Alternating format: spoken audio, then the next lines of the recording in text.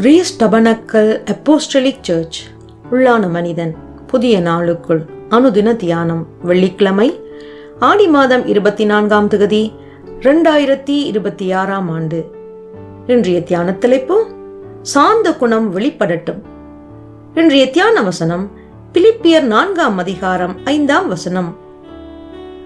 உங்கள் சாந்த குணம் எல்லா மனுஷருக்கும் தெரிந்திருப்பதாக, கர்த்தர் சமீபமாயிருக்கிறார். தியானம்.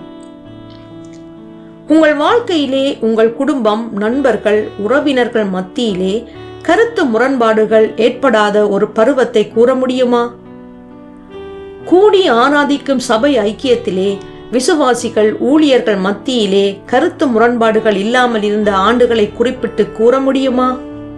விசுவாச குடும்பத்தினர் கல்வி கற்கும் இடத்திலே, வேலை செய்யும் இடங்களிலே, நண்பர்கள், உறவினர்கள் மத்தியிலே, வெளியிடங்களிலே, சபை ஐக்கியங்களிலே பொதுவாக ஏதோ ஒரு காரியத்தை குறித்து கருத்து முரண்பாடுகள் ஏற்படுவது உண்டு.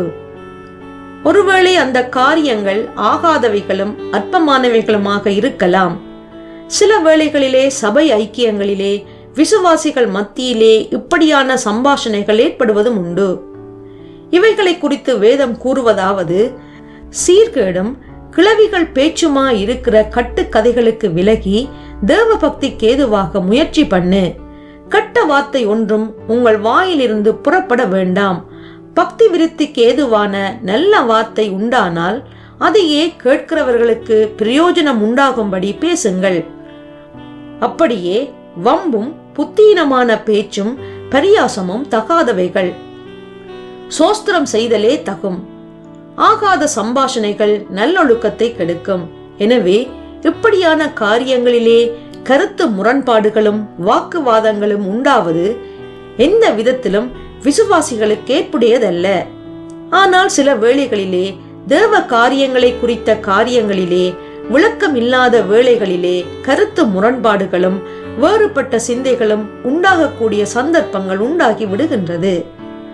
அப்படியான சந்தர்ப்பங்களிலே தேவ பிள்ளைகள் நல்லொழுக்கத்தோடும் அமைதலுள்ள ஆவியோடும் காரியங்களை குறித்து பேச கற்றுக்கொள்ள வேண்டும். வாக்குவாதங்களும் சண்டைகளும் கலகங்களும் பிரிவினைகளும் பரிசுத்தவான்களுக்கு ஏற்புடையதல்ல. எனவே யாவரும் கேட்கிறதற்கு தீவிரமாயும், பேசுகிறதற்கு பொறுமையாயும், கோபிக்கிறதற்கு தாமதமாயும் இருக்க கடவர்கள். மனுஷருடைய கோபம் தேவனுடைய நீதியை நடப்பிக்க மாட்டாதே. உங்கள் சாந்த குணம் எல்லா மனுஷருக்கும் தெரிந்திருப்பதாக, கர்த்தர் சமீபமாயிருக்கிறார். ஜெபம் செய்வோம்.